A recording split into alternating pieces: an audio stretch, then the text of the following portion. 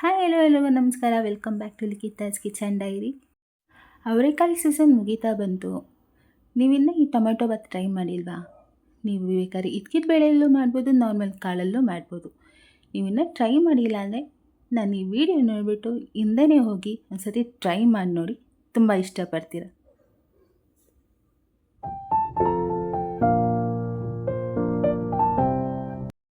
ಇದಕ್ಕೆ ನಾನು ಟೊಮೆಟೊ, ಈರುಳ್ಳಿ, ಇದ್ಕಿದ ಬೇಳೆ, ಶುಂಠಿ, ಬೆಳ್ಳುಳ್ಳಿ, ಕೊತ್ತಂಬರಿ, ಪುದೀನ ಮತ್ತು ಧನಿಯಾ ಪುಡಿ, ಸಾಂಬಾರು ಪುಡಿ ತೊಗೊಂಡಿದ್ದೀನಿ ನಾನು ಸ್ವಲ್ಪ, ಮತ್ತು ಖಾರದ ಪುಡಿ, ಮತ್ತು ಇಲ್ಲಿ ನಾನು ಟೊಮೆಟೊ ಮತ್ತು ಬ್ಯಾಡಗಿ ಮೆಣಸಿನ್ಕಾಯಿ, ಬೆಳ್ಳುಳ್ಳಿನ ಸ್ವಲ್ಪ ಬೇಯಿಸೋಕೆ ಇಟ್ಕೊತಾ ಇದ್ದೀನಿ.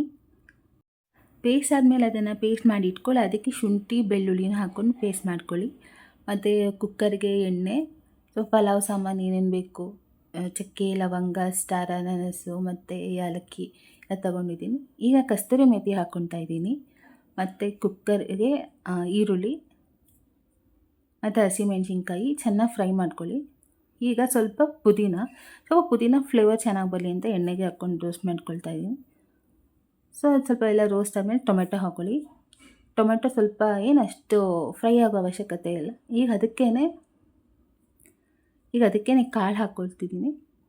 ಕಾಳು ಟೊಮೆಟೊ ಸ್ವಲ್ಪ ಅಂದರೆ ಟೊಮೆಟೊ ಇವಾಗ ಸ್ಮ್ಯಾಶ್ ಆಗೋ ಥರ ಫ್ರೈ ಮಾಡ್ಕೊಳ್ಳಿ. ಸ್ವಲ್ಪ ಉಪ್ಪು ಹಾಕ್ಕೊಳ್ತಾ ಇದ್ದೀನಿ ಬೇಗ ಫ್ರೈ ಆಗಲಿ ಅಂತ. ಈಗ ನಾವೇನು ಪೇಸ್ಟ್ ಮಾಡಿ ಇಟ್ಕೊಂಡಿದ್ದೀವಲ್ಲ ಆ ಪೇಸ್ಟ್ನ ಇವಾಗ ಹಾಕ್ಕೋತಾ ಇದ್ದೀನಿ.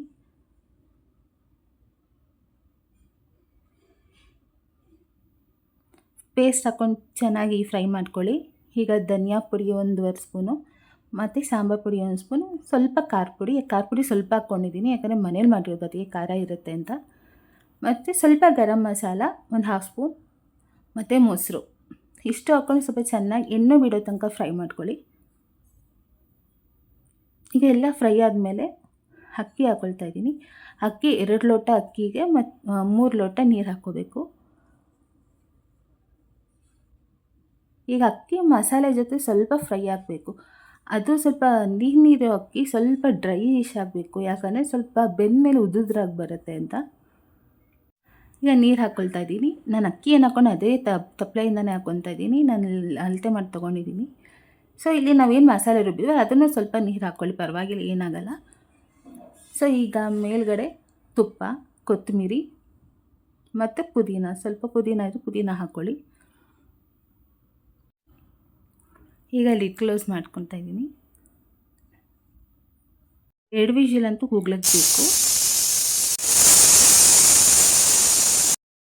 ನೋಡಿ ಈ ಥರ ರೆಡಿಯಾಗಿದೆ. ನೀರಿದೆ ಅಂತ ಅಂದ್ಕೊಬೇಡಿ, ನೀಟಾಗಿ ತಿರುಗಿಸ್ಕೊಳ್ಳಿ ಕೆಳಗಡೆಯಿಂದ. ಸೊ ಈ ರೆಸಿಪಿ ನಿಮ್ಗೆ ಇಷ್ಟ ಆಗಿದರೆ ಪ್ಲೀಸ್ ನೀವು ಟ್ರೈ ಮಾಡಿ ಆ್ಯಂಡ್ ಹೇಗಿತ್ತು ಅಂತ ಕಮೆಂಟ್ ಬಾಕ್ಸಲ್ಲಿ ತಿಳಿಸಿ.